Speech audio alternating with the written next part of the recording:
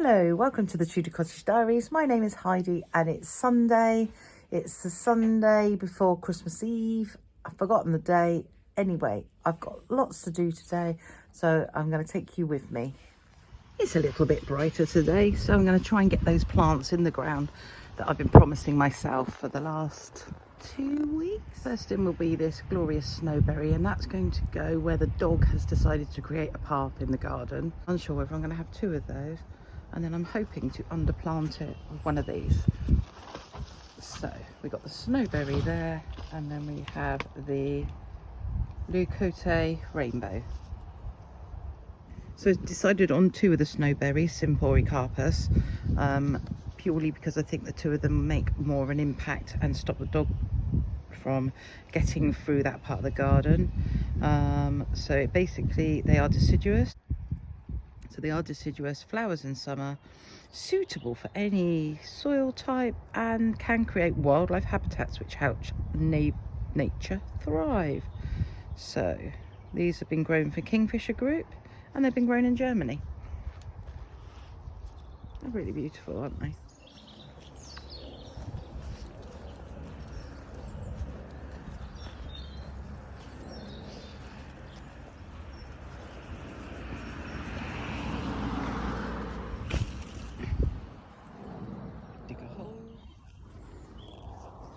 So that's the 2 Symphorecarpus in the snowberries. This is where the dog does a shortcut, so I'm hoping he won't damage it. And then the other one is tucked behind this beautiful weeping cherry tree here, and behind the azalea. So that will probably get best viewing from the driveway as you come in. Hello, are you having a nap? Next in will be the skimmia.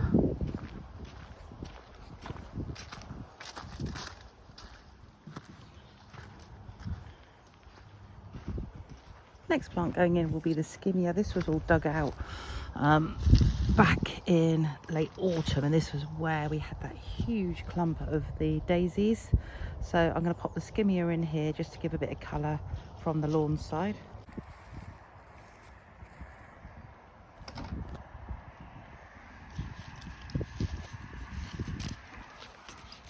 Sorry bulbs, you're just about to have a skimmia on your head. Kind of push the bulbs to one side. This is all going to have a top dressing anyway.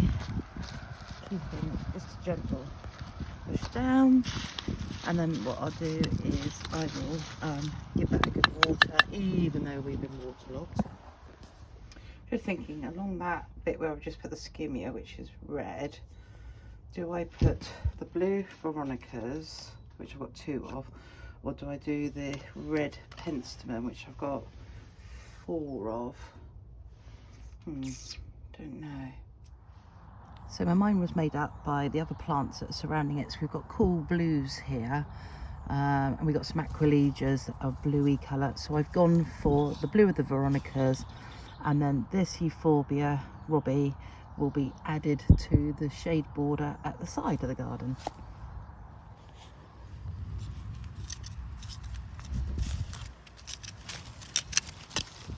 Almost gardener's world quality soil now. Right, let's get this little fella tipped out. Oh, it's quite dry. Got quite a good root system. Just going to tease the roots out. Plonking in there, or her. Get some water. I'm going to water them all together, so I'll get that in a minute. That's one little Veronica there. I might put the label by the brickwork down here. Right, the other one, where do we put the other Veronica?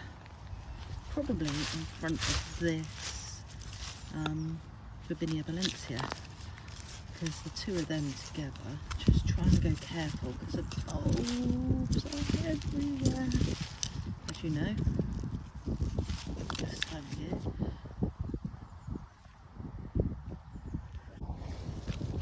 Just try and move the bulbs to one side.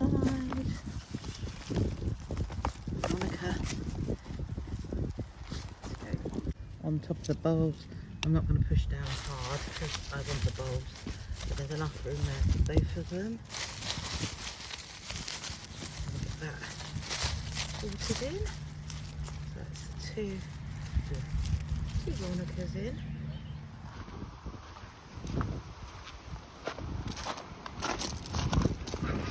Side garden where we've done lots of work over the autumn. Hopefully this wind isn't too distracting for you. And I want to put this euphorbia here in the shade of this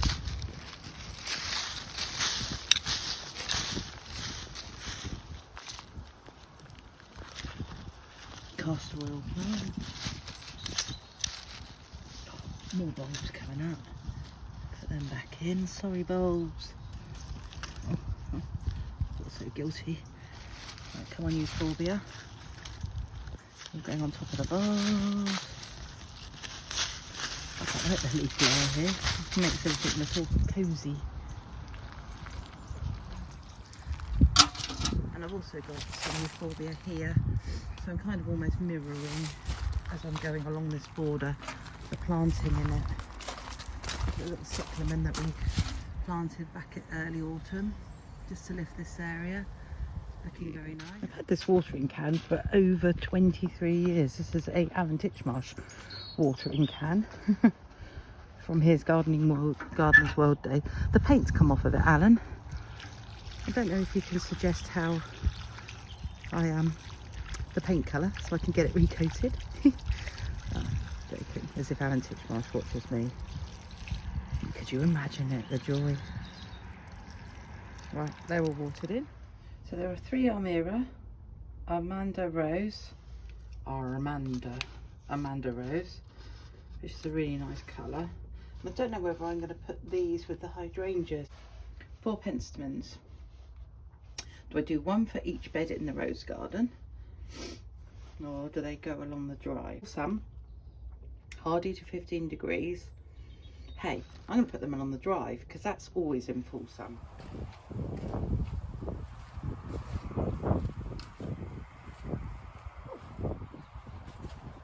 It's actually turned out a lovely day. So these are all going in the front garden. We've got the 4 penstemons here, and we've got the Stachys rhysantia. These are hardy to -10, but I'm just going to give them a bit of a tidy up before I get out in the front garden. Then we can get them in. I've got loads of these, but I'm hoping, because they like full sun, that they will grow along the wall. It's an area that's looking a bit lackluster, and these are a good base layer plant. I'm being a bit harsh with these poor things. It's great what you can pick up in clearance areas in garden centres. For a garden this size, I need all the help I can get, whether it be seeds, propagation, or clearance areas. One of my favourite ways is actually from the RHS meetings. You can buy plants there. I'm not taking it any day yet, but I've got quite a lot of plants that I'm growing that I'm going to take there in the spring and share with the other committee and the other members.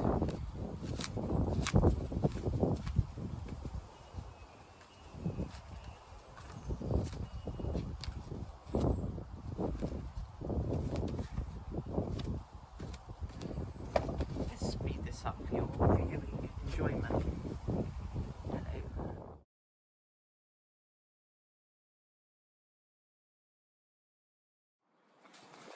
Hopefully you agree, they look a lot better and more healthy. These are spent probably the last month or so in my unheated greenhouse, so it won't be too much of a shock for them to go out, especially on a day like this. So I'll get these around to the front garden and we'll get them watered in.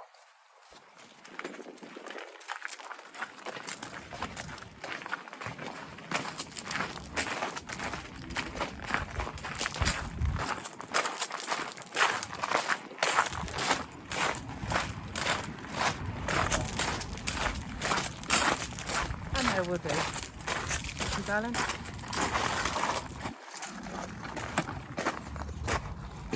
I think Daddy wants to do. Brilliant. It's still recording. Yeah, that's all right. I can